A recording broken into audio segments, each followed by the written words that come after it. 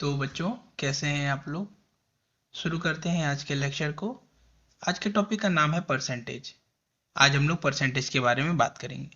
Percentage से हम लोग क्या समझते हैं। मैंने एग्जाम में 33% पाए। हाँ, ये सच नहीं है, पर मान लीजिए कि मैंने 33% पाए। तो आपको अगर समझना रहे कि मैंने कितना अच्छा किया, तो आपको समझ में आएगा क्या।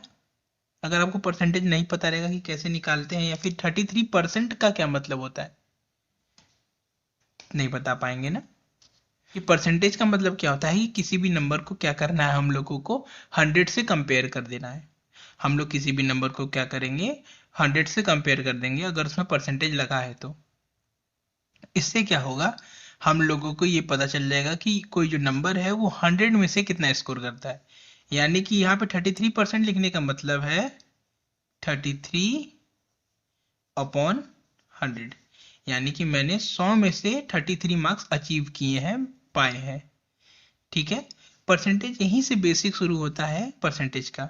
ठीक है, आगे बढ़ते हैं। अगर मान लीजिए कि लिखा हुआ है 120%, क्या ये गलत है। जरा सा सोच के बताइए, हर एक न्यू स्टूडेंट को, या फिर जिसने पता है तो और अच्छी बात है। जरा सोच के बताइए कि 120% क्या ये हो सकता है, क्या ये सही है। हाँ बच्चों, ये सही है। ये बिल्कुल सही है। 120% हो सकता है ना। अभी आगे हम लोग क्वेश्चन जब सॉल्व करेंगे तो हमें पता चल जाएगा कि अच्छा, किसी किसी की वैल्यू जो है वो 20% से इंक्रीज करती है तो 120% हो जाता है। ठीक है। हम लोग किसी चीज की वैल्यू दी हुई है या फिर नहीं दी हुई है, और हम लोग को फाइंड आउट जब करना रहता है तो हम लोग उसको 100 मान लेते हैं। ठीक है, तो उसमें 20% का इंक्रीज हुआ तो 120% हो गया। खैर, आपको अभी ये नहीं समझ में आएगा, मैं आगे आपको समझाऊंगा तो आपको समझ में आने लगेगा। फिलहाल ये देखते हैं कि 120%, इसको हम लोग डिनोट करना रहेगा तो कैसे करेंगे। 120 अपॉन 100। ठीक है। जिस भी क्वेश्चन में या फिर जिस भी डेटा में परसेंटेज लगा हुआ है, उसमें हम क्या करेंगे, अपॉन करके 100 लगा देंगे। ठीक है। सेंट मतलब होता ही है 100। सेंट मतलब क्या होता है, 100। सेंट का मतलब होता है 100। ठीक है। आगे बढ़ते हैं दोस्तों। मेरा एक एग्जाम हुआ है, मान लीजिए। ठीक है। एग्जाम जो है वो मेरा 8 नंबर का हुआ है। ठीक है। मैं कितना नंबर पाया हूँ आपके हिसाब से बताइए। तो मैं अपने आप को 5 नंबर दे देता हूँ, चलिए। ठीक है। अगर कोई पूछे कि मेरे अगर मेरे दादाजी हैं, मान लीजिए 8 में से 5 नंबर मैंने पाए हैं। ठीक है।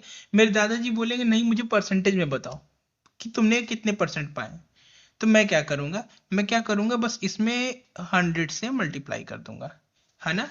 जो फ्रैक्शन वैल्यू होती है, फ्रैक्शन को चेंज करना रहता है परसेंटेज में, तो हम लोग क्या कर देते हैं, 100 से मल्टीप्लाई कर देते हैं। तो हमारा जो वैल्यू आएगा वो परसेंटेज में आ जाएगा। चलिए इसको सॉल्व कर लेते हैं। 2 4 8, 2 5 10, 2 0 0, 4। फिर इसे 2 से ही कट कर लेते हैं, ये गया 25, और ये क्या हो गया 5। ये हो गया आपका 12.5। ठीक है। तो ये हमने इसे कट कर दिया 2 से, तो ये 12.5 आ गया। तो 12.5 अगर हम ये करेंगे तो हमारा आंसर आएगा। इसको करते हैं 5,025 का 5, 5 में से 2, 5 2 10, 12 का 2, ये बचा 62.5। यानी हमारा जो परसेंटेज आएगा वो 62.5% आएगा। अभी तक हम लोगों ने ये समझा कि अगर किसी वैल्यू में परसेंटेज लगा हुआ है तो हम लोग 100 अपॉन करेंगे, यानी 100 का डिवाइड कर देंगे। और अगर कोई फ्रैक्शन है तो हम लोग उसको अगर परसेंटेज में चेंज करना है तो हम लोग क्या करेंगे, उसमें 100 से मल्टीप्लाई कर देंगे। दो बातें हमें यहाँ पे समझ में आई है। ज़्यादा तेज नहीं चलना है, ज़्यादा धीरे नहीं चलना है बच्चों। ये फर्स्ट लेक्चर है तो बेसिक आपका कंप्लीट अच्छे से होना चाहिए, आपको अच्छे से समझ में आना चाहिए।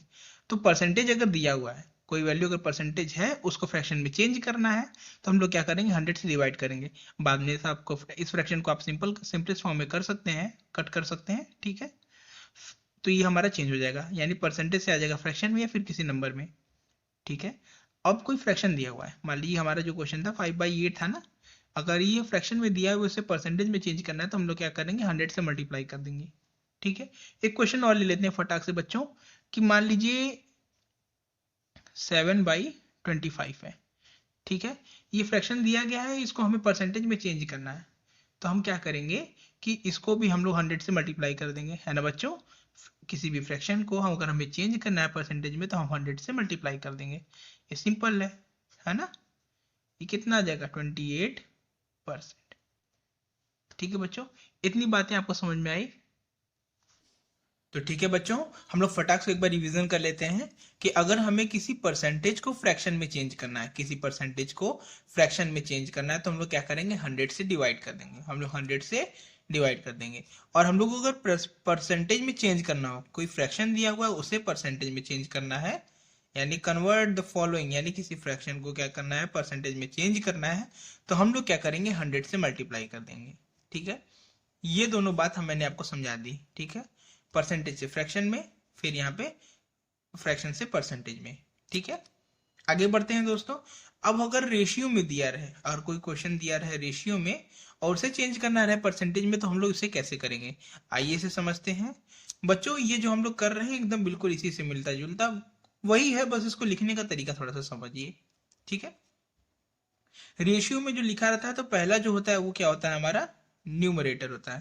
पहला हमारा क्या होता है, न्यूमरेटर, और दूसरा क्या होता है, हमारा डिनोमिनेटर। ठीक है, इस तरीके से हम लोग लिख सकते हैं। जो पहला वर्ड लिखा रहता है, पहला जो डिजिट लिखा रहता है वो हमारा न्यूमरेटर रहता है, और दूसरा जो रहता है हमारा डिनोमिनेटर। ठीक है, तो न्यूमरेटर को पहले लिख लेते हैं ऊपर 3। ठीक है, फिर उसके बाद लिख लेते हैं अपॉन 4। ठीक है, इतनी बात समझ में आई।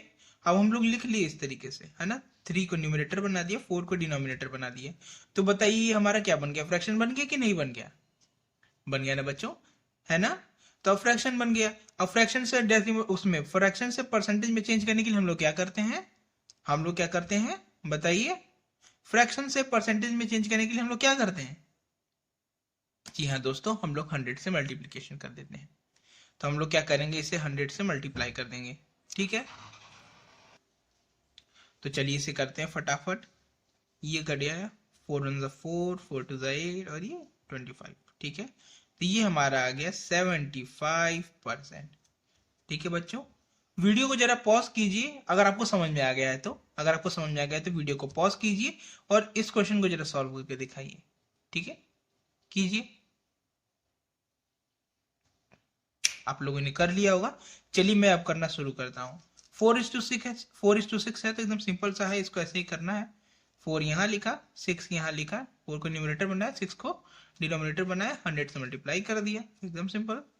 फिर इसके बाद क्या है, 2 3 6 और ये, सॉरी 2 3 6 और ये 50। ठीक है, इतना करने के बाद क्या, 200 अपॉन में 3, 200 अपॉन में 3। अब आप चाहे इसको यहीं पर छोड़ सकते हैं, चाहे तो इसको और चेंज कर सकते हैं, फ्रैक्शन से इसको लेके आ जाते हैं डेसिमल में। ठीक है, ये आ गया आपका 66.66%। ठीक है दोस्तों, समझ में आया बच्चों, एकदम सिंपल था, ये भी आपको समझ में आ गया होगा। ये बिल्कुल इसी की तरह है, जैसे हम लोग किसी फ्रैक्शन को परसेंटेज में चेंज करते हैं उसी तरह रेशियो को चेंज कर सकते हैं।